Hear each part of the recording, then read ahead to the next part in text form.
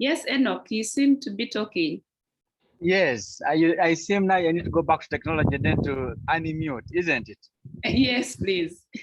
Actually, I don't know how you are going to perceive my submission, but I've been trying to internalize the current problems we are facing as a nation. Actually, that's going to affect the next generation after us. And the effects that are currently now happening now have been it has been pre-organized 18 years or 20 years back down the road. And the reason why we are in the current situation. And I think, to me, the issue dates way back from my childhood. The way we have been, the child development, our childhood has been one of the biggest root cause of the current crisis and problems. I'm not looking at the issues as COVID. No, COVID, if the background had prepared us for tough times, we wouldn't be challenged by issues of COVID, now fuel prices. We would be able to have mitigated some of these issues.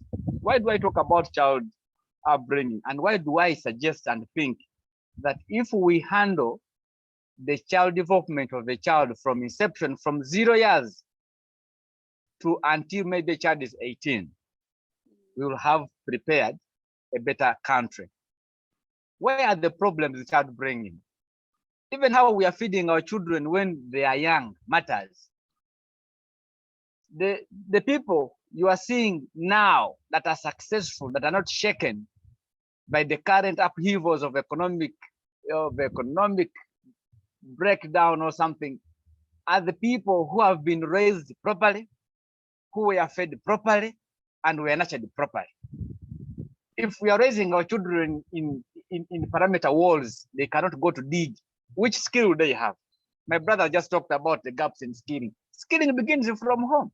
So homes, families, and how we are bringing our children are the biggest root cause of the crisis this country is facing. And we cannot do much now. We cannot do much, especially to change the perception of those individuals.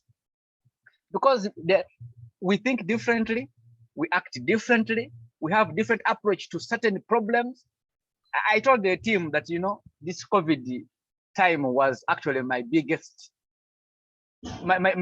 achievement. I'm sorry to say so, but that's the truth. But this COVID was, for me, a blessing in this, guys. But why? My background has prepared me to how do I maneuver in hard times. Actually, this economic grounding of the situation around here is also a very good opportunity for me. Because I have prepared my gardens. I have the food. I know, even if I'm educated with my bachelor's on the head, I know there are certain things that I need to have as an individual to prepare for times when there is no money. I can eat food for free. The current challenges we are facing as a nation is a result of our background, our childhood development. The foods we ate that prepare our brains, the nature that the parents failed to instill in us, the discipline, the bargaining power that we do not have as young people, the failure to convince and do certain things, thinking that we are all prepared for white-collar jobs. I almost blundered, and they told me that when you don't go to university, you'll be in the village, you'll be the one parking the cars of your neighbor, of your brothers in the cars, you'll be packing fruits. We had a brother of ours who was working in a bank. So our dad used to tell us, you don't study very hard. I'm telling you, you'll be the one here, you go climb the trees and bring all these fruits of market and you put in the vehicles of your brothers. So we studied hard in knowing. You study, go to Kampala, you get a good job, you study. But we were doing other skilling things. That's the good advantage. We knew farming was part of it. Our dad, we used to take mata until 18 years. So how can I fail to give my children mata? So I will work. Unless when the current generation of now, we should think about the children we are giving birth to. How are we nurturing them? How are we feeding them? How are we preparing them?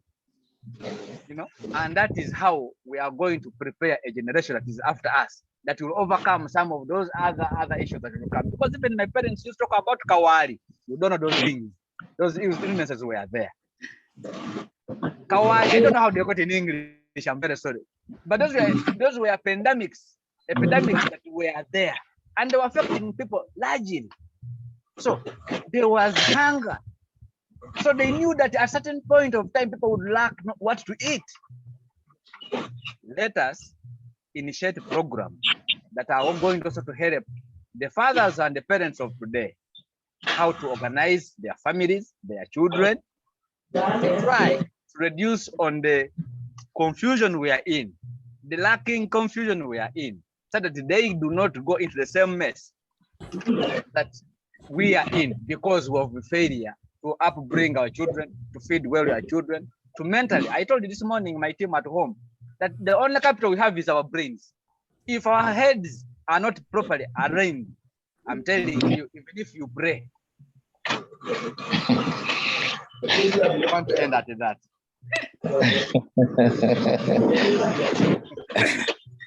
Brother Enoch, Thank you're you for making listening. people laugh in heavenly language. People really making your case. Yeah. So if I understood you well, are you talking about childhood development or parent Yes. mentoring? Parents, they are both. It is childhood development and parenting. Oh, And good development comes in how do you feed your child? How do you raise your children? The children should be healthy. They should be taught things from inception.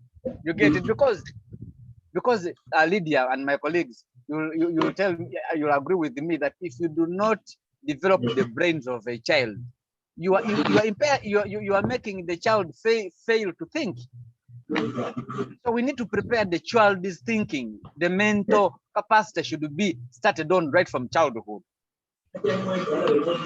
Then they will be able to do the skilling. They will be able to deal with the problem solving. They will be able to know how that it is how to do negotiations.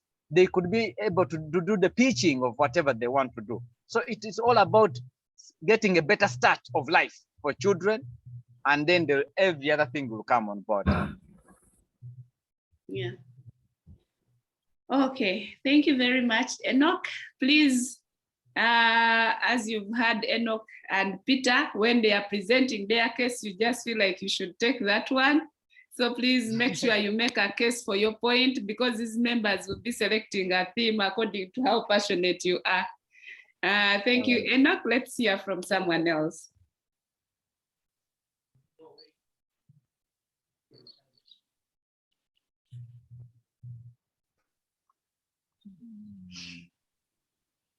Oh, Bonita has actually written in the chat. Hey, there are so many chats here that I've not seen. So at Hire, Brenda says, my network is really poor. I'll try to text. COVID-19 has affected many people. Today, young girls are getting married as early as 13 years here in my community. And I believe it's the same in other communities. It's the same thing with our young boys too. Now I'll suggest skilling. If we empower communities with life skills, they will pass on these skills to the next generation. And next, I will share some more if I get a chance. Okay, so Brenda also is talking about skilling. Christine, you're welcome.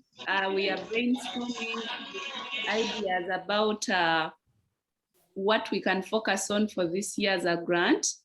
Like where should we put focus according to the challenges that we are facing, and members have given their suggestions, and we are taking record of them. The next person, Bonita says, let me read. Bonita says, challenges facing Uganda that need urgent attention: high taxes imposed on goods and services leading to high prices for items, high crime rates, corruption among leaders, high school dropouts due to many factors, high poverty rate, lack of enough sensitization for students. Pastor Nesmas, you're welcome. Good to see you. our elder. Short, unfavorable climatic conditions leading to shortage of food, especially in rural areas. Then solutions to the challenges. Lydie, let me come to you. Establishment of cooperatives to provide loans to people and boost them financially. Okay, Pastor Desmas, you're welcome. We are hearing from members about what we should focus on for this year. And I hope Rukunjiri is well. You'll get a time to greet us and those that came in late. But let's listen to Lydia. So Bonita, we've taken note, and Tyron, we've taken note of what you've said. Yes, Lydia, please go ahead. Good morning, everyone. I think for me, I have a few things to share about. And one of them is the mental illness, stress, depression. I actually think that I don't want to take away my eyes from what maybe has been established according to data, that 14 million Ugandans are mentally ill. And for me,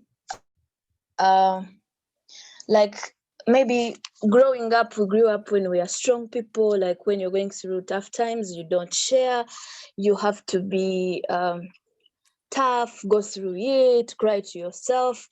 But for me, I actually think that this thing is very real amongst both men and women. So for me, I think that it's the problems that Uganda is now facing, and that we should come out and talk about it and help people go out. And that can be through counseling sessions, yes, and maybe sensitizing people from the other space. Then the other problem that for me I am seeing is over dependence. I have been in community, but literally community believes that government is going to give them everything. It gives them a t-shirt, it gives them food, which is not really true. And I'm actually, I keep on thinking, okay, how do we change people's thought about what can government give and what can we do as people? I don't know how to paraphrase that, but maybe one person here who has gone to a better school can help me do that. Some of the things that I have been thinking is the skilling bit of it. For me, I actually think that even the skilling should be right. Apart from talking about other people, I am looking at skilling that starts within our schools. For example, like at the boys' school, when you're living at the boys' school, as a person who went to a special school, apart from only leadership, what other skill do you have as a person? It could be hard skills or soft skills. But for me, I would ask for skills like metal and fabrication. I'd ask for skills that really empower them, that even if someone doesn't have a job, they can do something and start going. For example, the girls, can they bake? As women, we are expected to be in the kitchen. Can they do some baking? Because if they're home, they can do their baking, but also they can teach other people to do it. Then the other thing is, can men and women form groups where they come and they share? Because some people die with their things in their houses crying, but yet if you went out there and you heard what people are going through, you would be encouraged. So for me, I would think that more of having some groups or mentoring groups, or we can have maybe mentoring groups or peer groups. And I know that with peers, you could easily come and pour out, and other groups. So for me, I think I would call them social places where we could share a little more. Thank you. Thank you very much, Lydia. My God, this is going to be difficult. Every issue is really pertinent. Let's listen from Peter, and then we will have Caleb. Peter Mao, yes. Thank you so much, Lydia. My network today has been not friendly, and because I've found quite a much better place, I would want to take advantage to submit my thoughts. I think I would go hand in hand in two areas of life. The first and the foremost that I would say is I think a leadership shortage among men is one of the biggest problems that for me I see that our country is facing. Because if men don't give proper leadership in the society, then we are bound to have all the challenges that right now we struggle to solve. When men fail in their leadership, then means parenting has failed. When men fail in their leadership, it means we are going to have street children. We are going to have broken marriages. There will be a lot of things that increase around our society. So what would I think if I was to take a sim for this grant? I would think this grant would really focus on leadership development among men and mentorship, so that when men become responsible, they will surely focus to solve some of the problems that we struggle to solve. Because when men are doing the right thing, they will be able to take their children to school. They will be able to, you see, when we talk about early pregnancies, when we talk about domestic violence, abuses, almost 90% of these things are associated to men causing them. And really, that's why for me, I would feel the attention should be paid to putting men in the right shape so that they do the right thing.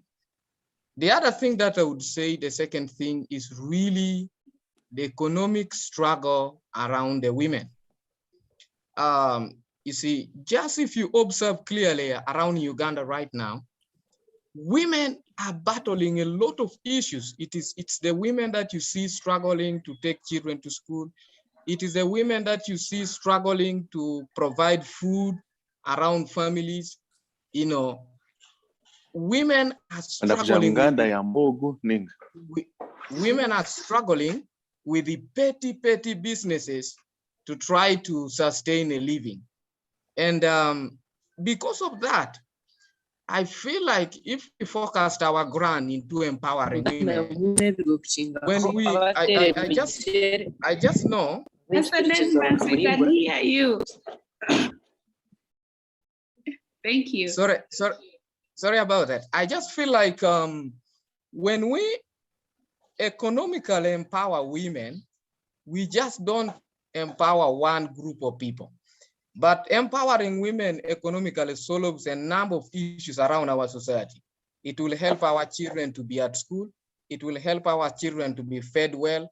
It will help actually solve much of the social challenges that the society faces. And that's why for me, I would really look at that. The grant should focus in those two things: leadership empowerment and mentorship among men, and economic empowerment around women. Thank you. Oh my God, thank you. Thank you, Peter. Let's listen from Caleb. All right. Good morning, everyone. Good morning. Thank you, Lydia, for the invitation at Ali. I work or I minister with the Humility Leadership Empowerment Network, and my name is Caleb Mbitse. And we have so far had different interventions from our inception since October 2014. I am trying to build my case. Please don't get bored. I just want to do it in 3 minutes. No problem. And I'll be done. All right. So we were reaching out to student leaders, and we realized these student leaders, most of them are affected by various factors from their very families.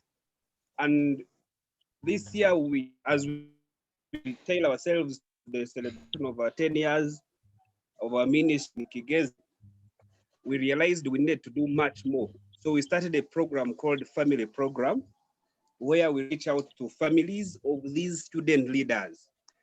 So why would we focus on the family? Most of these student leaders, you find they are psychologically tortured because of various factors from their families.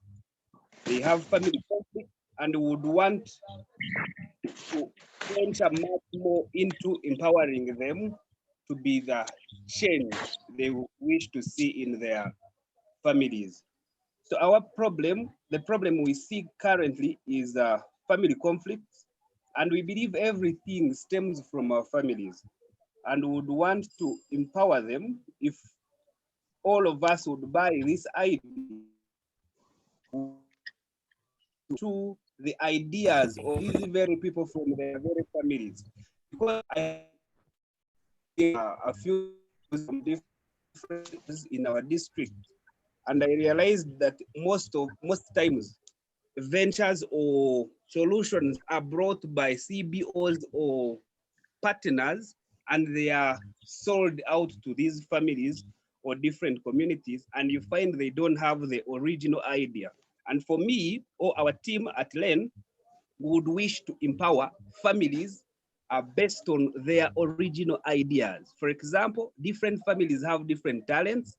Some are good in crocheting, others are knitting, others are in tailoring, others are farmers, others are in church ministry, and you find they are in holistic ministry, or you find they are doing different things.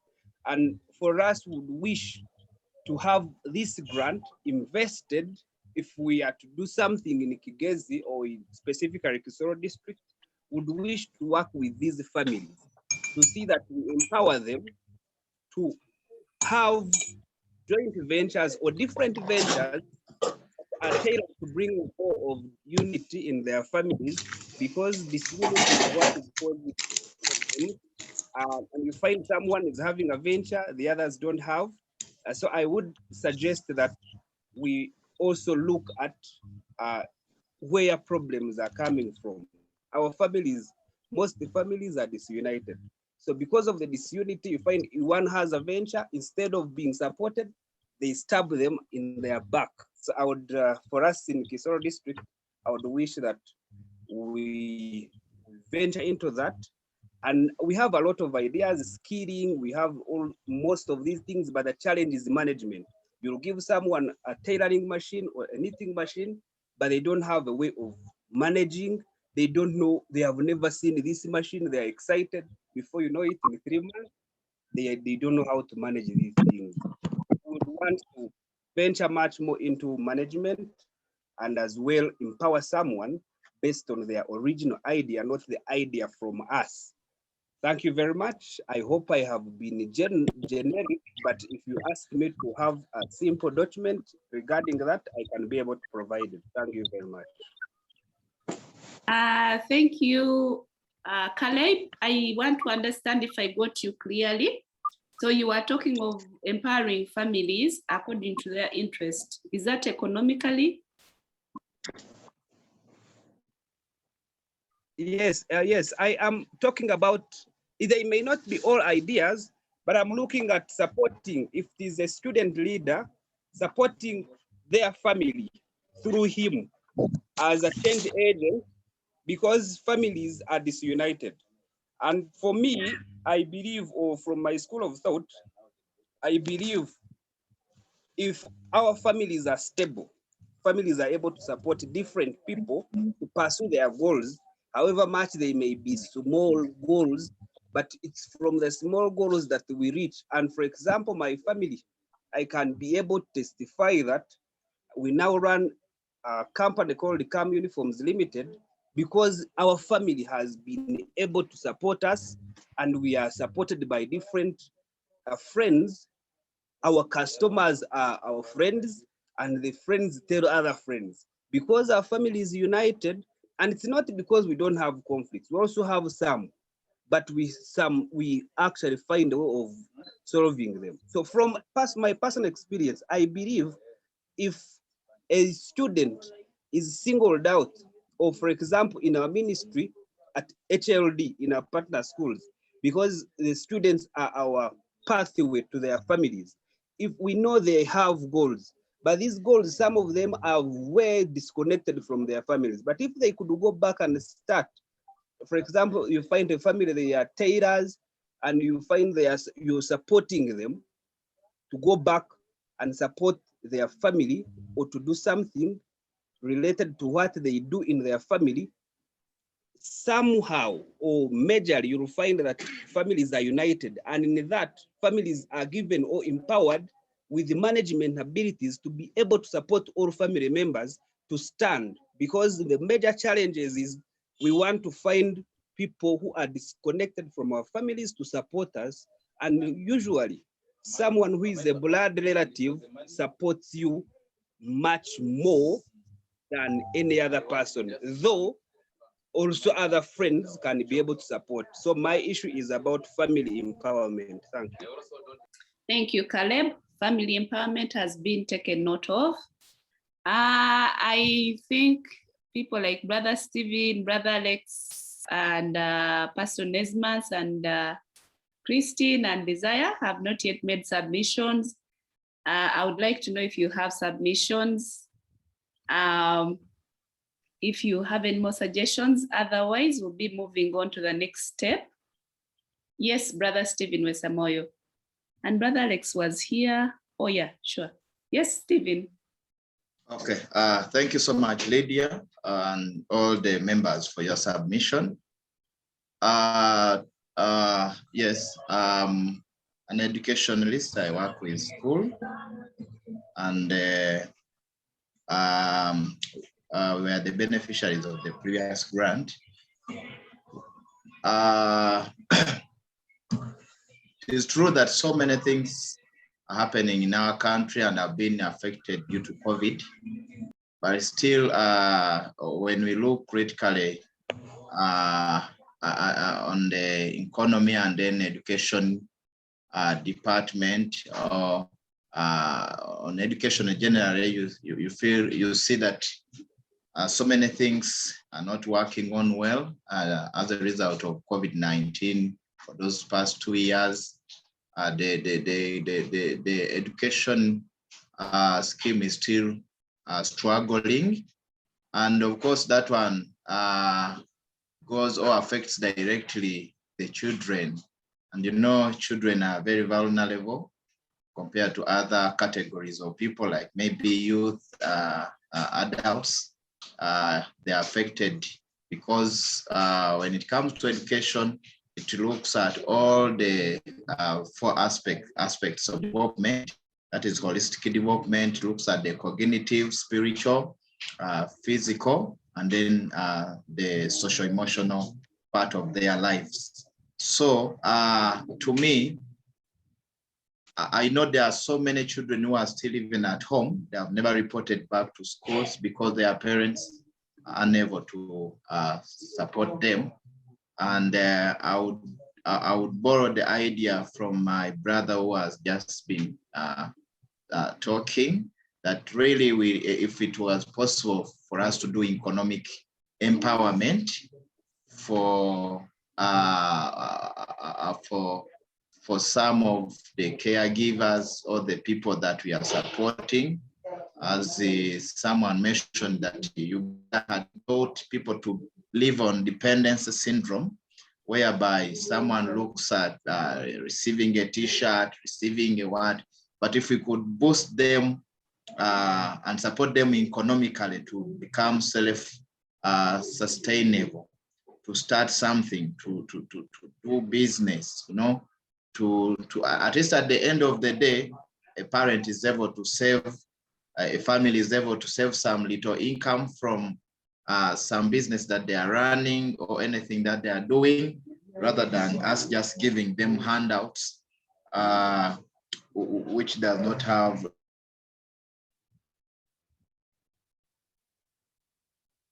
really, which is not sustainable. To education that we really need to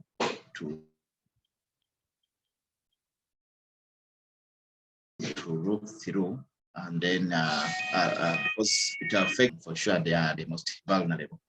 Yeah, that is my submission for now. Thank you. Thank you very much, Brother Stephen. Your point has been noted. I think it's also about economic empowerment. Okay, good. All right. Yes, Can I say something? Yes, please.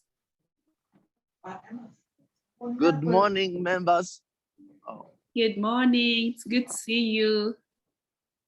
thank you. First and foremost is to thank you, the host, Lydia. Hello, is my network still on? Yes, we can hear you now.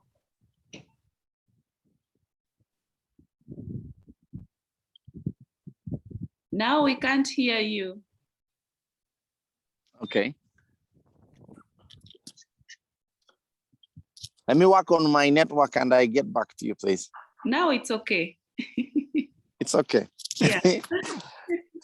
All right. I had two issues through a number of things. First and foremost, just thank you. And also thank the members. Thank you for hosting us and thank the members for the contribution they have made. Mhm. Everybody is crying about the impact of COVID. I am Onesmus Ngowoka and I'm working in a number of areas, both in education, in health, in economic empowerment in terms of a circle. I'm also in church planting.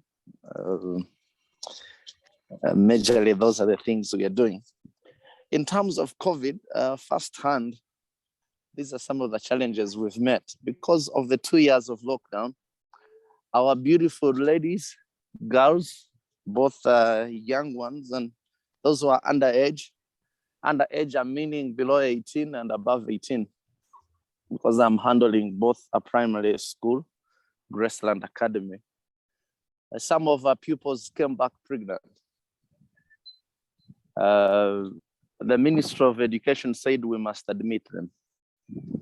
So one is to deal with the challenge within the school. How do we sensitize the pupils not to harass them and be able to create a conducive learning environment for them with their babies? So this brings in where we have to put extra teacher to take care of the babies who are coming, allow the mother go to class, study, come out, breastfeed, be able to handle the issues at home.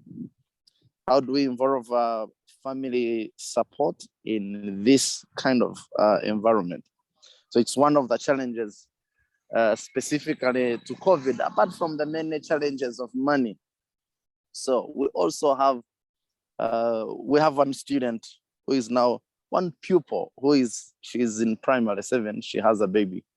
We are trying to handle how to support her, continue her school with the baby. The mother brings the baby for breastfeeding, takes the baby home. They don't have enough money. It's always very challenging. Those that don't have meat, God gives them teeth.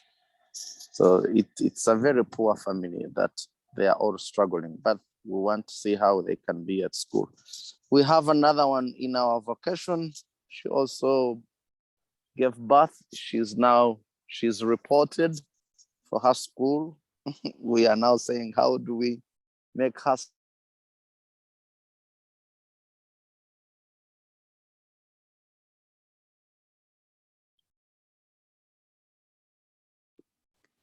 Brother Nesmas, we've lost you. But so far, I think you have submitted about teenage mothers at school. Interesting. Wow.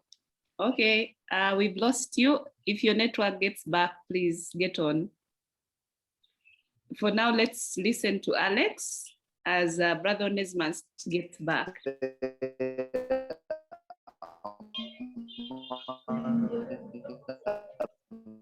Is he coming back slowly? It's bad. I think he's still trying to say something. Hello? Yes, Oh, now yes. you're back. Okay. All right, thank you. So in the hospital, one of our issues, again, of pregnancy, now we are handling those that were young, they got pregnant, they need scan, they need to go for treatment. So one of the needs we found now the people who are getting pregnant don't have the money because they have been in the school going, they are not earning. And we're trying to find solutions for them to be able to come for pregnancy tests. So we have a maternity center and we're opening up for those rare cases that you are underage, don't have money, how can we support you, give you, make sure we support you, do all the tests, and maybe help you even after you've given birth. So we are looking at kind of a pregnancy center for all of these underage people. There will be so many we'll talk about, but those are right now the sticking out issues, apart from the lack of money that is generally known by everybody, that most of us who are depending on funding abroad has gone down. It's now trying to say, how do we increase our local fundraising within the community and be self-sustaining?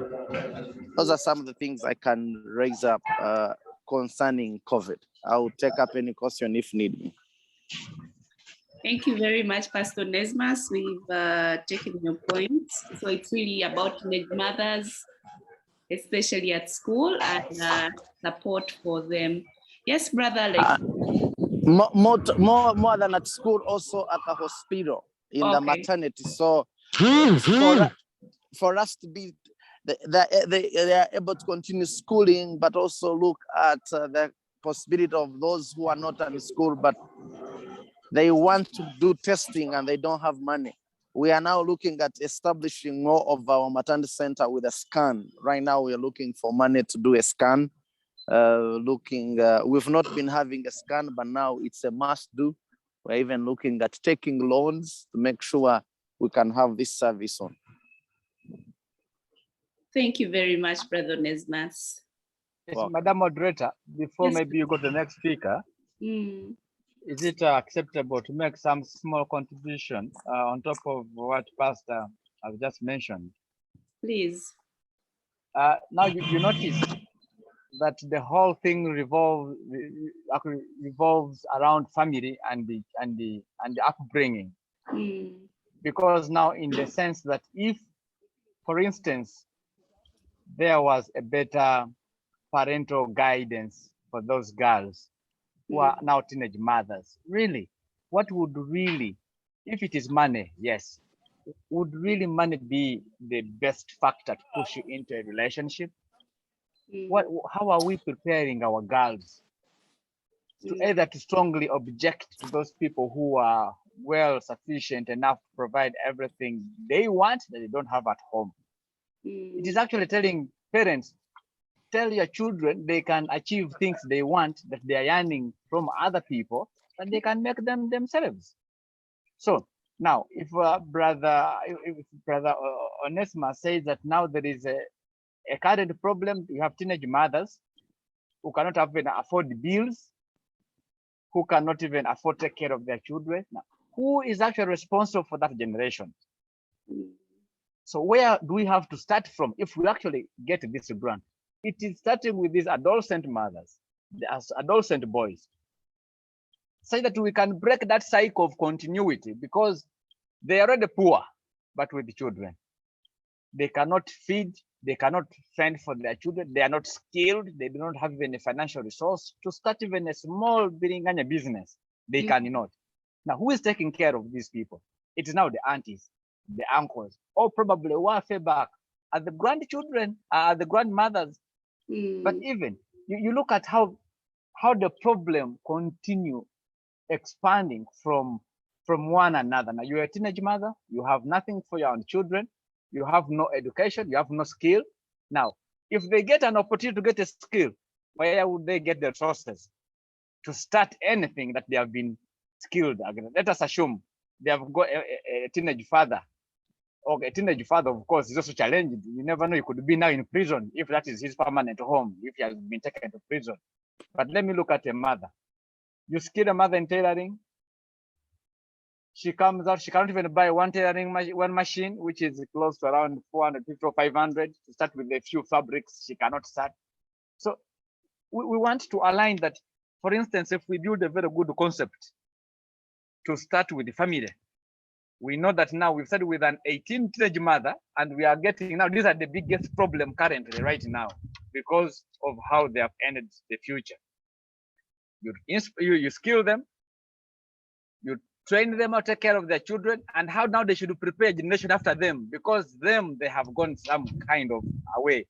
from what would have been the better way to continue. It would have been school first before marriage, and you've not. So even if you're looking for money, funding to skill these people, we should reconsider even giving them a startup, because ideally I've seen mothers, girls, young girls here who have dropped out of school, not because they're teenage mothers, but they are training skills. You find them hanging around the center, they have no machine. So I told one of them, please come and you get your money that side, okay, your business, come and be doing business from the center here. Use a free machine. You get it. So we want also to have a wholesome approach to make sure that actually if the person comes out, is given even start their own future. That's what I wanted to see if I can build from my point. I incorporate some of the other discussants' ideas until the final point where we want to see that child is actually Madam Lydia. Thank you. Thank you. Yes, Pastor. Madam Lydia. Yes, please. I want to connect with my brother and say now, as a ministry in Rukunjiri, that's why we have a circle. Our aim of the circle is that all those who can qualify in our vocational skilling center, if you have a good skill and you have succeeded well, we'll also train you in business ideas and how to start up. If you've got your skill and you need money, then we can advance you a loan from our circle to make sure you can have a startup. But we don't believe in free things. We want to give you a startup, not just free things, but though on a smaller interest, we want to teach you business skill that you can be self-sustaining, because we must give up that idea of being dependent on other people, trying to say, how do I get up?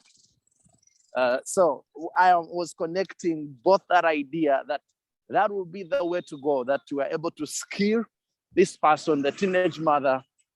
If you can't continue school, you go for vocational, get a skill, but after skill, get a startup in a smaller way that can help you take on, alongside helping you take care of the mother, of the kid you have. Because of this COVID, in case there is a challenge of maternity, pregnancy, then there is a center to test you out, to make it, as my brother said, a family, creating a family that is looking into all this to support the vulnerable and get them to the point of self-sustaining. Thank you, Lydia.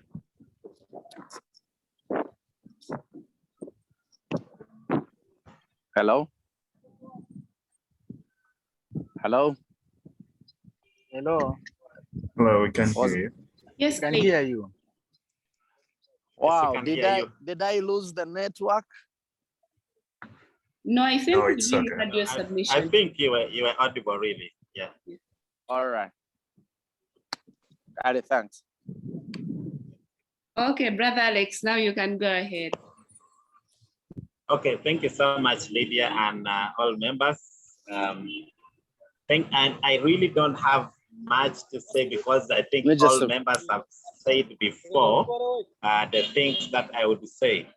However, I want to try to go back to ALI, and then also, this has been my thought from the time we have started the meeting.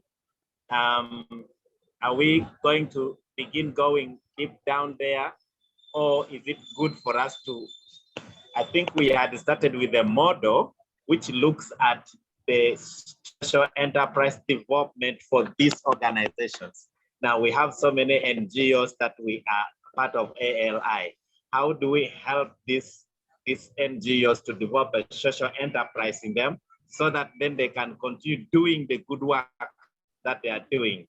Otherwise, as some of them have mentioned, they are losing funding because they have been previously been funded from out. Now, I don't know, do we begin to focus maybe this year's grant to see how do we develop these organizations to make them self-sustainable? Because we believe when they are empowered and they are able to do their work, then they will reach so many people. because depending on the level of our grant does not go beyond $20,000, for example. And because of the amount that is allocated on our grant, it's difficult for us to go, I don't know how to mention it properly, maybe good English again. Difficult for us to go down to call them the rights holders. But if we look at these organizations and see how to do capacity development for them to develop social enterprises, and then we can be able to see how this, for example, if we empower the Enochs, and then we see how he's able to tap into the local as fundraisers and so on, he's able to tap into the district and so on, those kind of connections, then he will be able to reach out, to those teenage mothers and, in a bigger way than for us to allocate the $20,000 to look into all the village.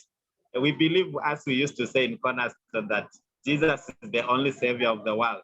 But when we begin to focus on this one human being, 2 or 3 organizations, see their impact is so hard. That's my heart's desire, but I agree with all the discussions. I agree. Thank you so much. Thank you so much, Alex. And thank you, everyone. So I think I've been trying to hesitate from commenting on everyone's submission, but for Alex, allow me to comment. So we think that as ALI, as Alex has rightly put it, we are here to empower the local initiatives, your initiative. So as ALI, that's our mandate, like for us to empower you, for us to reach out.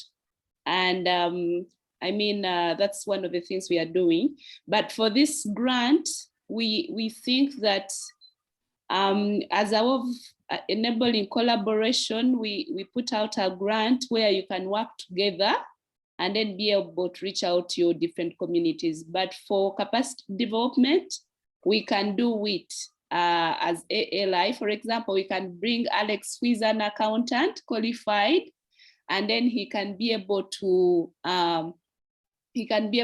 teach you how to be a good accountant. Recently, we had a session on monitoring and evaluation. And I think for people who attended that session, Mr. Mbazira really did a good job. So Alex, that's how we are looking at it. Like for us, our work is to really connect you with people that can empower your organization. That's why we bring in facilitators. But this grant, we are looking at it as something that you can use to impact your community, but most importantly, collaborate with other ALI members.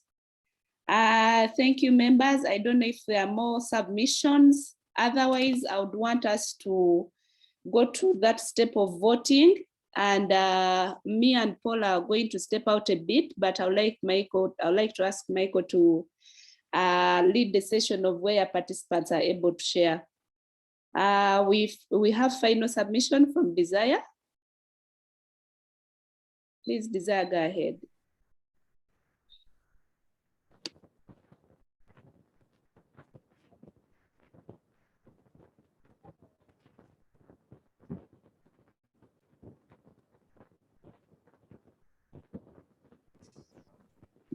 We Can't can't hear you.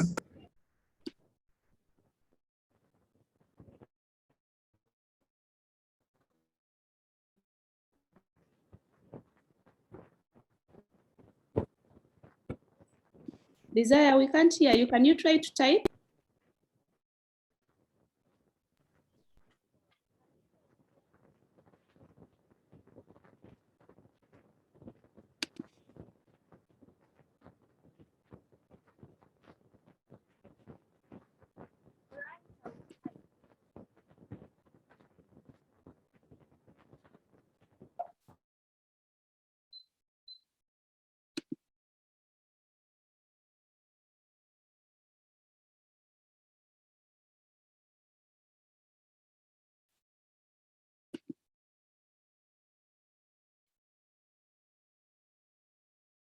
Desire, we couldn't hear you. Please kindly type.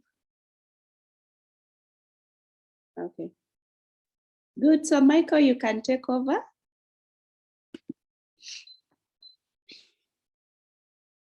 I thought there was, did Christine want to make some submission too? I don't know. No, Michael, I think I've typed mine. Oh, you did? Oh, okay. Yeah, she did. Okay.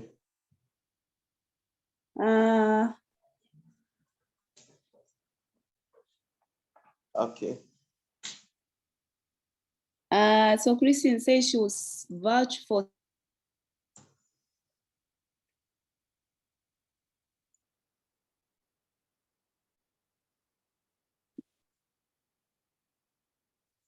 Okay, Christine, we've seen your point. Okay, so Michael, please. All right.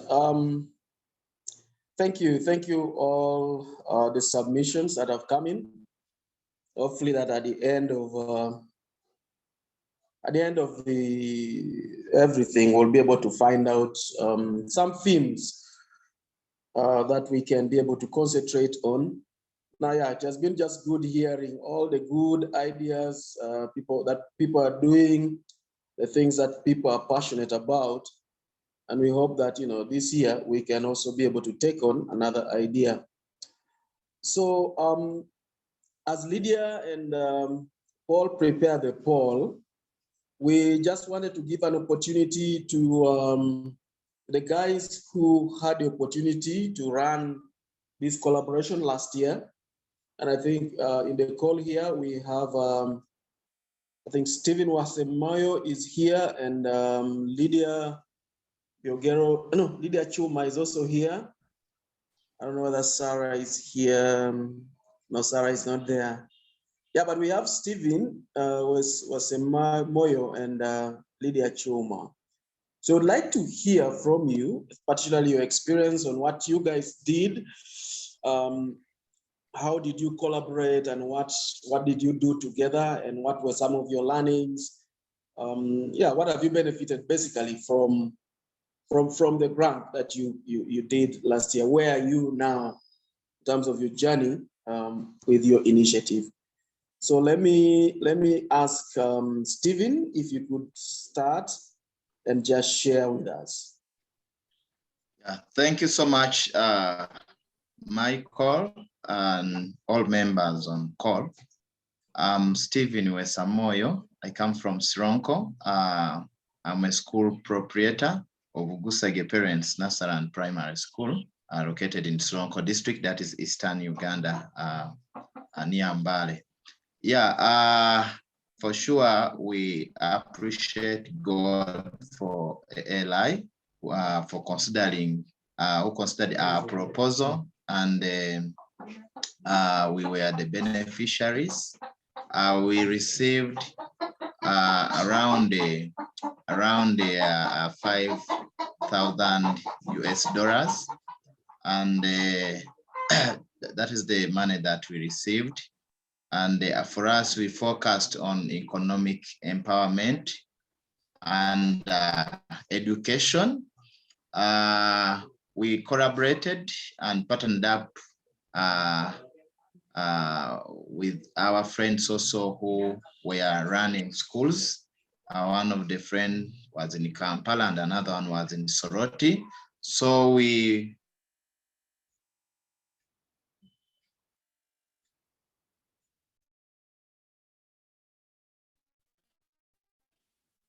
it was funded. We focused much on caregivers during that time because schools had not yet started. We were still in lockdown. So we looked at empowering the parents, the caregivers for these children, so that by the time school started, when they have something to pay their school fees. So together with the school, like board members, we worked together with them. We identified the beneficiaries, and then we grouped them in different groups, and we also looked at their strengths, like the businesses that they have been doing, because some of them had already some businesses that were running, but they had collapsed because of COVID. So we looked at their abilities, and we gave them funding basing on what they can managed to run. And yeah, we really registered successful stories. Like we at Vugusage Parents, our caregivers were able to start a circle and savings. So far, they have saved even over 6 million on their weekly savings that they do as a group. And at one of the schools in Soroti, for them, they were doing sheep. The directors were able to buy sheep for the participants or for the caregivers. And sheep takes like 3 months and they give birth, so it restored hope. And when we visited last time, you find the family has something, at least they have hope, because they know that maybe after this sheep has given birth to the younger ones, they are able to sell so the child can go to school, or they are able to sell and then maybe buy a cow, and that one can bring nutritional support to the family, and then also to boost them economically. So basically, we supported those caregivers depending on their different abilities, and of course we could monitor them, and then also share with them, and we got some people who trained them, give them some more capacity on how to run some small businesses. And for sure we saw results and good stories, successful stories, as these children were able to report back to school in January. In fact, at Vugusage Parents, this year we registered many new children, because parents in the community saw this school as it's not just looking at business, but also empowering the community, and then also supporting the community on how they can come out of economic that economic situation that the community was in. So we basically also had a lot of learning from each other. I could learn from some could learn from me. We could learn from Mama Lydia, Mama Sarah in Soroti, and we used not to have physical meetings or engagements, because I know someone is asking.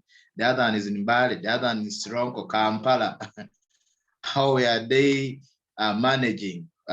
We just had a network where we made it possible that at least every week we could communicate, share updates, and then also learn from one another, share challenges, and then also share successful stories. So through those engagements, even sometimes we could even share some of the documents. Yes, if you have a document that can help me, yes, we share them. We even created a WhatsApp group where anything that we get about education, we share with each other. In fact, by the time the government brought in even the new curriculum, we had already accessed, because some of our friends already had it in the soft copy. So it also built relationship with those members that we were collaborating with, and now we are just like one family. I remember last time when we met, when we were doing monitoring in Soroti, it was our first time to meet physically, but it was like we've always been, it's like we had already known each other, yet we had just been doing it virtually. And for sure, we have successful stories. When we went to Soroti, we discovered the community had embraced the vision of the school so much, and looking at the school as the hope in that community. The number of children had really increased. So looking forward, we are looking at this. We are looking at these funds as a rotational fund. The first group has benefited. We have a plan where we are planning to recover that money back and then we hand it over to another group of caregivers in the school to benefit. In Soroti, those who are doing SHIP, we are planning to bring one of the younger ones back so that can also give to the new groups in the school. So it will be a rotational fund as it supports caregivers economically. For sure, all those parents who were supported, they are the number one in paying school fees, and some of them even have brought more children, and also they help us as ambassadors in doing mobilization for the schools. So it has really benefited us a lot, and above all, we've shared much. Like recently when we met as a group, there are some plans that we are looking at, not just to look at as education, but we are also looking at establishing some CBOs to support the projects that we are having, and then also seeing to it that lives are transformed and changed. Yeah, I know because of time, I may not speak much. Allow me end here for now. Thank you so much. Right. Thank you so much, Stephen, for helping us understand what you guys went through, and also just hearing, the impact that was caused by your involvement in that community. I've personally visited what he's talking about, and I was able to see, the impact that these guys have caused through that collaboration. So thank you again, and we hope for the best for you guys. And I know that that collaboration was really like an initial investment in you, and I know that you guys can do much even greater than that. So possibly there might be somebody might want to ask a question on anything, but maybe we could have Lydia also share our experience. Then we can open up just to hear if there's anyone who wants to ask anything. Hopefully by that time, Lydia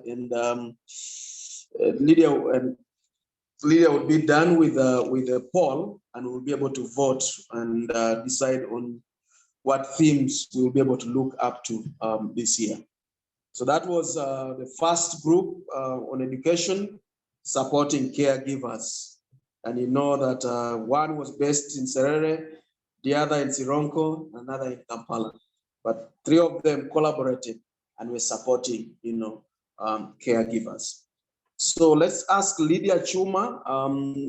Lydia Chuma was involved in a program for really a business.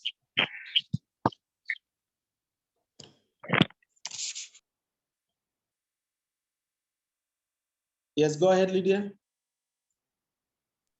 Am I heard? Sorry, I felt like my network was not good. Can you hear me? Yes, we can. Okay.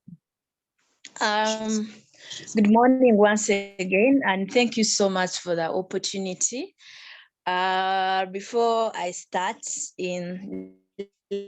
let me ask that everyone who is on this call and you have any employment placements, kindly invite us, call us, because we have so many of our OGs and OBs that are looking out for opportunities. And yeah, so I know that we have potential employers on this call. That's disclaimer.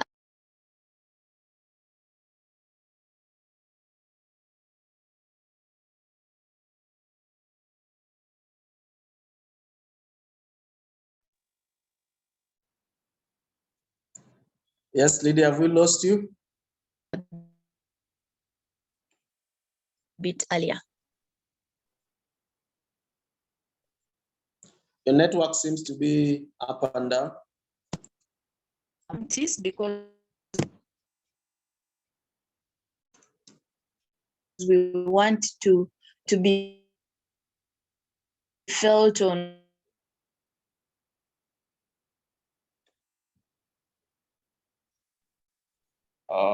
We barely can hear you, Lydia. Sorry, can you hear me? My network Yeah, it keeps breaking. just really jammed. Michael, can you now hear me? Yes, there we can hear you. Okay, so sorry. I was saying that in each district, we dealt with only 2 sub-counties that were each closer to one another. Why? Because we wanted to have a feeling of an impact within a community such that people understand what we are doing. What did we do? What we did is we did poetry, and we gave out poetry to different groups, and we had 5 groups in Nakasongola and 5 groups in Luero.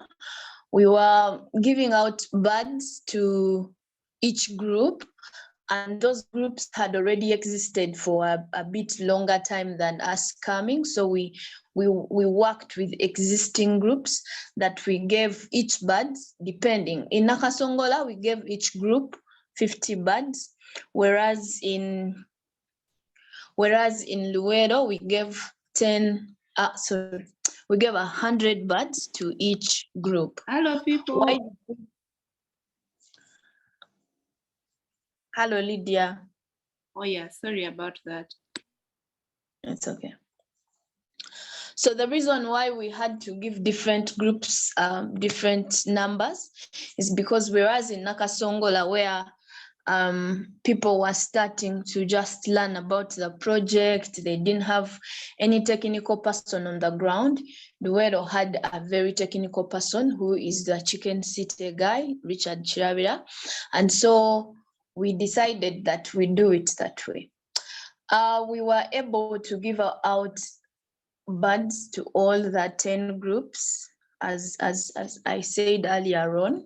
And what we did was to breed the buds until it's 1 month. And then later we distributed the buds to each groups. After distributing the buds to the groups, we ensured we continued on checking on them after we had trained them in different ways of how do you manage diseases, how do you keep the buds, how do you feed them. And we also hired a doctor who was always there that they had to call on if anything happened. Right now, I think most of the groups have realized some of their profits. Some of them have given us some eggs, some of them, because our model is we give you the buds, you give us 50% of what we've given you on and especially for eggs, because we take back for eggs to hatch them and then give them to other groups as opposed to that group. However, our model is also that in a group, you start as a group, we give you 100 buds, but after the buds have laid eggs and we bring them to the hatchery, we now start to give individuals in the groups. Now, those individuals who receive the buds, you're able to feed, to have an egg a day in your home. And some of these things have been realized. There are beneficiaries we've visited and they're like, oh, I used to worry about eggs. I used to buy eggs, but right now my kids can access eggs and eat them. The other impact that we've seen is that most of the families have really engaged their children on working in their hands. And so for us, that gives us hope that the next generation, like Enoch was saying, will not just be seated, but they have a little bit of knowing, how do I work? How do I cater for these ones? And having visited a little more times, we found out that kids were even working more in the poultry houses more than their parents. So for us, that gave us another milestone of how many people we were reaching out to, as opposed to our only beneficiaries who we thought that they would be only women and men. Some of the groups, although we performed well, we had a little more challenges there and here, especially in feedings. With Nakasongola, we had fake feedings. They would go to Nakasongola town and the feeds that are given have additives that are not supposed to be in the food, and that affected a little bit of the growth of the birds. Then the other effect was on the prices of the feeds. They were high. So Songola had to opt to buy all the things from Luwero instead of buying them at Nakasongola. So that a little bit affected them. And some groups decided that they sell off the birds and do something else. And some of the groups that sold off their birds and did something, I know of a group that sold off the birds and bought oxen for plowing their gardens, because they are farmers and they're like, after maybe if the process is okay, and after we've earned the money from the oxen, we will still do the birds later, after we have found out we are able to have our own food, our own feeds on ground. Some also groups sold off, and they were like, at the moment maize is not there, so they sold off some birds, but they presume that when the feeds are back, they will be able to do the project again. So that's what happened, and we are still continuing. Most of the farmers are bringing back eggs, and Chicken City, who is Sharia, is still breeding and giving out to more other groups. Thank you. Anyone with a question, I'll be here to answer. Thank you so much. Thanks, Lydia, for that elaborate update on the initiatives that you guys were running between Nakasongola and Luwero. So we've heard from the two groups that implemented last year. And so maybe before, I know that Lydia has already finished working on the poll. So before maybe we finalize with the poll, is there anyone who wants to ask a question on any of the things that have happened? Then I will give it over to Lydia to just continue and we finalize with the poll.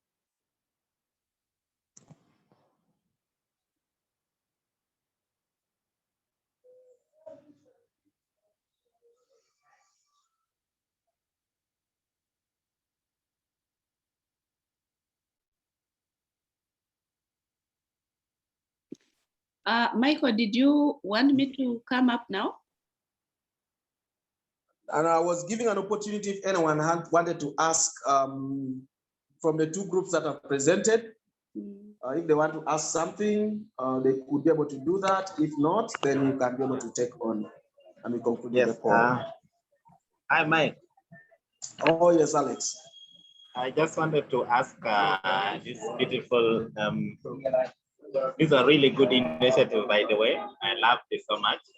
I just wanted to find out in relation to, I'm looking towards I don't know how to put it, the funding, okay, vis-a-vis the places like you are sparsely, you know, you're in Soroti, you are anywhere, and the funding, I mean, how were you able to distribute that? Because I see the goats, the sheep in Soroti, then a group here, or chicken beside Nakasongola, and then the other one. I mean, how were we able to distribute it effectively and ensure that, you know, all the projects are moving on well? That's what I've been moving in my mind. How did it happen? Okay. Thank you so much, Enoch, for that question.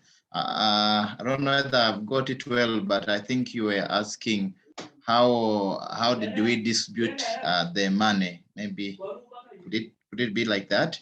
If that is so, then of course in our proposal we attached a budget. So as this money was being put on our accounts, they followed the budget that we had attached on the proposal, because was one proposal that was being funded but being implemented by so many other partners. Thank you. But maybe also to add on that, the money, so because their style was in different places, we sent money to each initiative, like in video initiative, whereas for the Lydias, the money was put on one account. Yeah. But they really collaborated well. I think they had a lot of communication. They really worked. I mean, and the spirit for this grant is so people can work together. We know that you can actually do a lot of things on your own, but we think that when people come together, you can learn better, learn from each other. So as ALI, that's why we put out this grant. Now let me thank you, Michael. Is there anyone else with a question? Otherwise, I would ask Paul to help us take us through the poll. I know some people have already voted, but some people are struggling to vote, I guess. So out of the themes, out of all the ideas you brought up, we were able to condense the theme so that we could not have so many. So you can see that some of the ideas were shared by many people. So we put them together, and I hope that you can see that all the ideas have been captured in the 4 themes that we put up. So we'll choose the 2 that are best, and then we'll be able to put out a call for proposals. So Paul, can you show us how to vote? Because I think some people, including myself, I can't vote. I don't know why. Now, for some of us who already voted, do we have to do again? No. I'm only speaking for those people that have not yet voted, because I can see that 8 people out of 13 have voted. And all of us are able to vote. I think Lydia is saying we are supposed to choose like 2 themes. Yeah, but you only, each individual only chooses one. Oh, okay. Yes. Okay then. Lydia had an observation in the themes. Yes, please. That actually, if we decided to take on the girls school dropout and teenage mother support program, it would be very, very, very ideal to include the holistic parenting, the financial literacy, and the family empowerment through leadership. Okay. And when I went to the second one, actually, which says holistic parenting and childhood development, if we took that one, it would be actually very, again, ideal to put the financial literacy and the family empowerment. So the themes are quite very interesting. Yeah. And wherever we shall land, I think we shall be able to achieve a solid output. That was actually my observation. And then you come on the last one where they say, if in case we took on the family empowerment through leadership development, plus mental health, illness, it is all about parenting and then managing family finances and all that. So thank you for the themes. They are quite very interesting. Wherever we shall land, we shall achieve a broader aspect of work to do something for the community. Thank you, Enoch. Paul, please. Lydie, can I vote again? Because I voted 2 instead of 1. I don't know, Paul, please guide us. Paul, are you here? Yeah. The other thing was probably just to relaunch it, and then I don't know whether it's okay. All right, so I think we can just relaunch it. Can you just relaunch it and people vote again? So we did only need to choose 1 theme. What theme?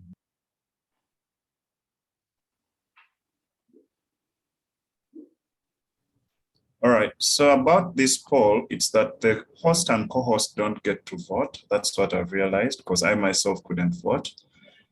So it's the 10 people who voted. And at the moment, it's financial literacy, skilling, and livelihood development that has 73%. It's leading. I'm going to end this poll and relaunch it again so that you guys can select again. Is that okay? Yeah, sure. Yeah, I think it's okay, so that we note that it's only 1 vote. You do 1 vote. All right, you can send again.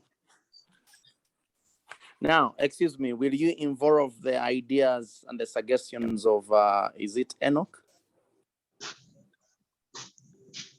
Yeah, I think Enoch's idea is that whichever theme we take on, it will help us, embrace some of the things that he's talking about. Okay. All right, I've relaunched the poll. Hello. Yes. I do have a question. This is Procy and Enoch using the same PC. How do I vote? Is that counted as one vote, or we can? According to the technology and the challenge is that it's you have only constrained. Yeah. Sorry about So that. now the two of you have to agree to disagree. Okay, fine. Then you can It's agree. okay. Okay, please.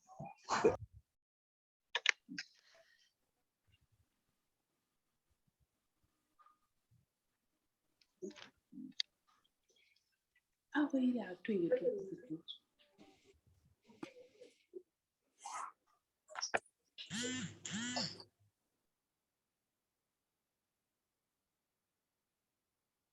Paul, why am I not able to vote? It's because you are a Because you're a host. host. Ah, that's really not good. Yeah, you are like the electoral commission. Now you cannot. Who has the hosting role? You can make me a host and then vote. Who is that, Lydia? Okay, let me make Okay. it a host. Yes. Because I really need to vote.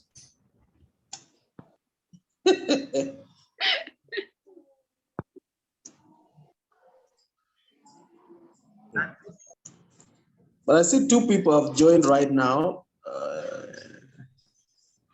There is Fearless and what else? Matia is fuelless. Who is that?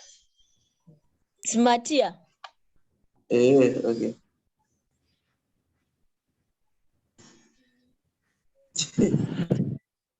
So Lydia, try and vote now if you can. Okay.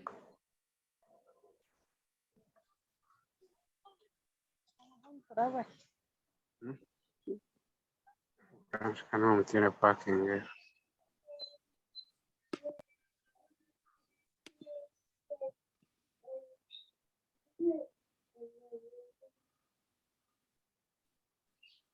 Matia, you're welcome. We're actually doing a vote on the theme, which we can, the theme that we are going to concentrate on the proposals for this year. So you can vote one theme. And Lyd, you can make me a host again because I'm recording this. But have you voted? Yes, I have. Let me do that. This voting is very hard. I have a heart for everything, but my dear, what can I do? And by the way, maybe a heads up, it's that when you're a host, your vote is nullified. Because here it's only 15 people that can vote, and yet we are 17 on the call. Lydia, Michael. So do I suggest that we can unanimously The best way to proceed is that you make me a host, then we have no co-host, and then I'm exempted from voting, and the rest of you can vote. Okay. Great. That's what I was suggesting. Perfect. All right. I have a question too. Yes, Lydia. Yes, please. Chuma, make me a host. Now, please. I've seen the polls. Yeah. Hello? Yes, please. On the polls, we have put, say, child dropout and teenager pregnancy. Mm. I was looking at those, the solution will be skilling. So would we connect that amongst skilling, or we want it to remain in? I think we can still connect it. Looks like everything is connecting to skilling, right? And financial literacy. So I think we can connect it. All right. Excuse me. I'm requesting to be made a host. Lydia, or to reclaim being a host. Help me take me Okay, I'm reclaiming. through how I can do that, because I'm trying. That's a dormitory. All right, I've reclaimed being a host now, so the rest of you can vote. But Paul, I can't see the poll now. Yes, because you're not a host. So at the moment, 16 people have voted except me. Okay. And I'm about to end the poll and Press is trying to declare the connect. results. Press is trying to connect so that you can vote. Please don't deny her the chance. Okay, let's wait for her to get on the call. Okay. Otherwise, people, thank you so much for being here. And as I have already mentioned, this is going to be a collaboration because we want to learn it from each other. So I am going to put out a call according to the results that we get from the poll. Wow, we have rhyming words, poll, and call. So when I put out a call, please identify 3 or 4 people that you can work with, and then you apply for that grant. If you do not know the person you can collaborate with, but you're also interested in applying, please, you can share with me. I know people that might be interested in working together with you. So you can reach out to me and I put you in a group so that you do a good proposal. Should I end the poll? Yes. Because 100% answered. Okay. Should I share the results here? Yeah, please. Okay. So can you guys see the results? Yes, please. Can we all see the results?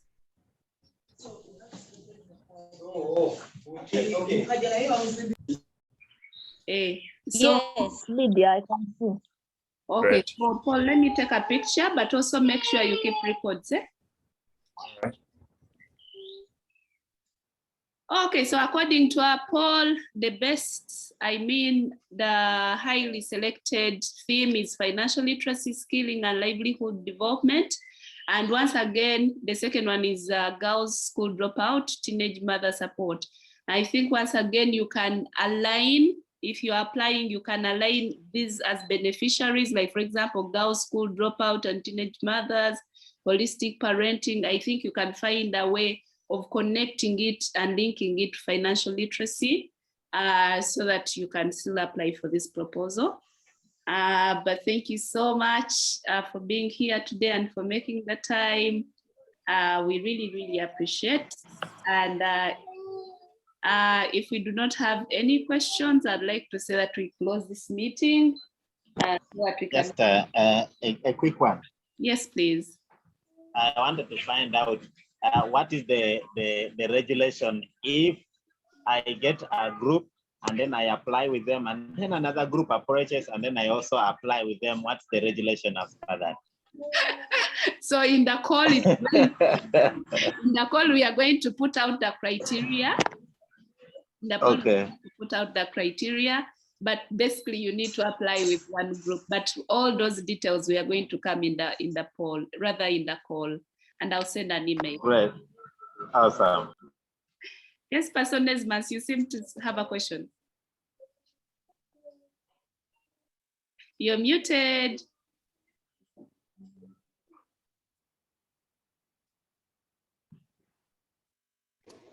Great, thank you. 2 questions. One is about the grant. How much is it? 2, maybe that will come in the details. But another one, I want to talk to you maybe after the meeting. Should I call you or I will be on Zoom with you? Oh yeah, you can stay on the Zoom with me, sure. All right, thank you. I will stay. Got it. Thank you, everyone. Have a beautiful day, and thank you for making the time. Are we meeting tomorrow? Sorry? Are we meeting tomorrow? Yes, Tina, we are. Oh. Okay. Thank you, everyone. Have a good day. Good. Thank you. Thank God you bless too. you. You will. Bye-bye. Bye. Thank you.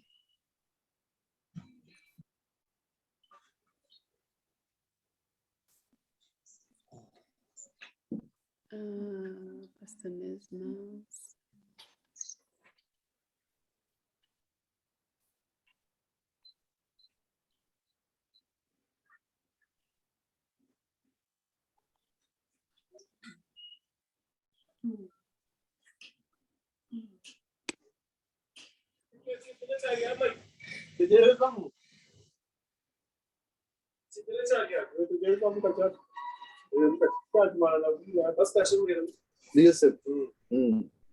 Ashiwe kuanjira ndi pastor otakande vagaunda kulira. These are we've ended the meeting, my dear. Aho rahulira katali. Nomakareba one time mukareba ho uri wa 7 sira Adventist uri mushija wo mukiga kuburira mukasheshe. Nkamushanga ahantu naganira na Kalima guruwe. Kangata kamureba gakukiwe n'izikiniyo nikureba ganizwa. Hi, Lydia. Hi, Msumba, how are you? How Thank are you for making that time. You know, first of all, I want to say that your presence really encourages many. So I know that you're a very busy person, but I really appreciate that you made the time for the call. I hope that is well. That is well. I'm sorry I came in late, but I want to be involved. Yeah, sure. You know, I am very far in the village, so I want always to connect with the center. Okay. Two things. I got a call, I think, from either Chtangara or some school, our school. Mm. And they wanted to send their people for like internship or what. Do you have any idea on that? Yes, you know, I think she's one of the people that visited us. Yes, please. So you remember that time when we came for the visit in Rukunjiri? Lydia really liked the programs that you're doing, and she pushed this further. So she wants to bring kids from the schools so that they can come and learn the hard schools. Hi, Mattia. So you actually muted. Okay. Yeah.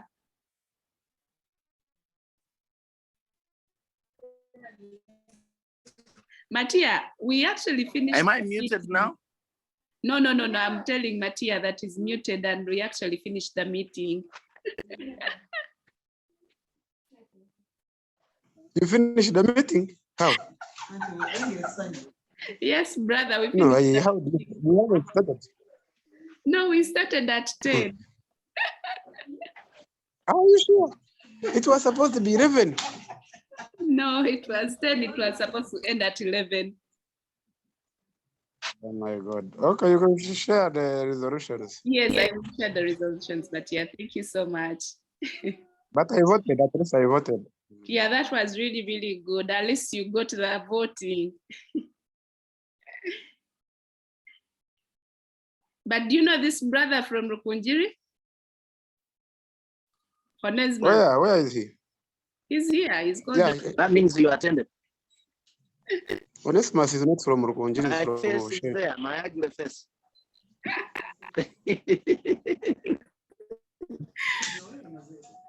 Where is, let me see, Onesimus is not from Oshé. No, he's actually from Kavale, but he works in Rukunjiri. Yeah, nice. Yeah. Pastor Onesmus, this man can give you Lydia, iron I sheets. love the This man can give you Come again? iron sheets. This man, Mattia, can give you iron sheets. Hey. What does he want iron sheets for? He's building a very big church in Rukunjiri, and it's reaching out to so many people, including radio programs, people who don't have where to fellowship. So it's a big church in Rukunjiri. And please. Where? Sorry? Thank you for your word for me, Lydia. Mattia, you're muted.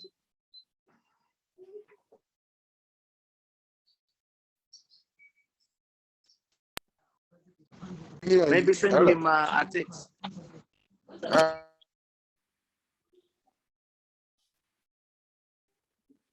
Okay, Mattia is muted again. People were calling. Let me first.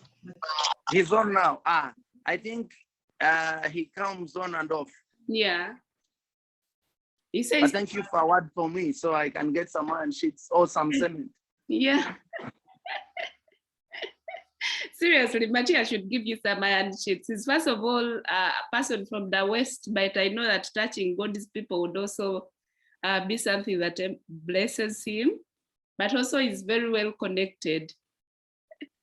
Yeah. Lydia. Am I putting words in your mouth? No, I love it. Okay. Thank you. I wish I had more of you. I would be doing very well. So Musumba is saying Lydia really wants to bring some people, and I think it is going to be great. I think the schools have actually bought the idea, and it will be a good thing if she can actually bring those guys. Okay. Yeah. All right. So they would want to come for how many days? I just wanted to know the detail to make sure once they come, they get them, they profit from their visit. So I really don't know the details, but Lydia does have the details. Chuma, she was actually on this call. Oh, that's the Chuma Lydia. Yeah. Is she in Cornerstone? She's the lady who was standing for who was going to stand for voting election in the group. Yeah, she actually stood in her district as a woman MP, but she works at Cornerstone as the interns person. Okay. Yeah, so, and they've asked her to work at the school as well. Okay. Yeah. I think I'm going to give you a proposal. Wow, beautiful baby. Yes, this is Jotham, the second one. Hi, Jotham. Say hello. Matia, konka mwana wafurira ninyendambu Onesimus Amabati. Ana economy mfu. Walina government. Omusajja muwa amabati n'omucement. No. Sirina kabisa. Kale Onesimus, thank you. You can give some, not all. You are called fuelless, so you work on a fuel station. Yeah. As his network is open, no? He has a fuel station.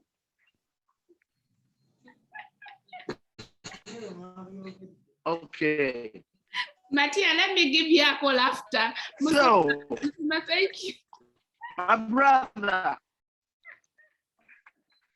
donate. Onesimus,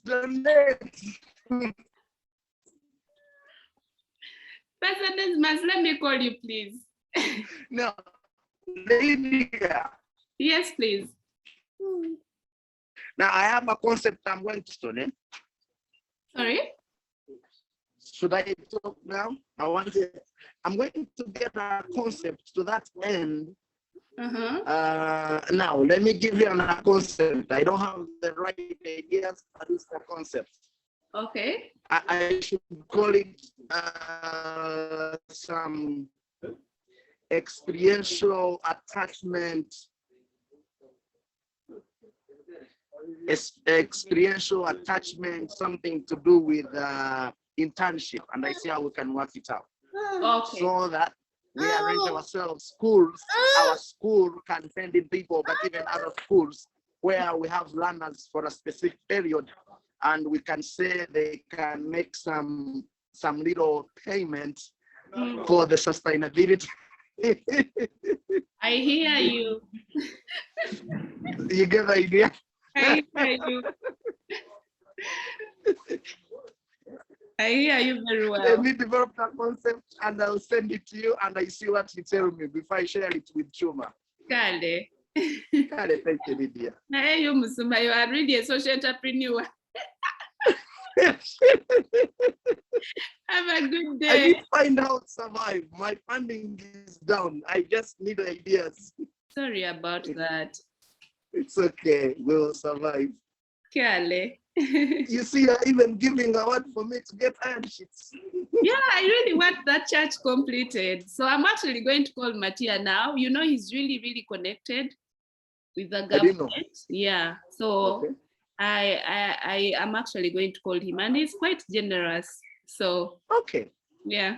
I'll actually. That's good. After send me his number and I see how I connect with those guys. Kale. Thank you, Lydia. Thank you too. Okay. Greet Betty for me. I will. Kale.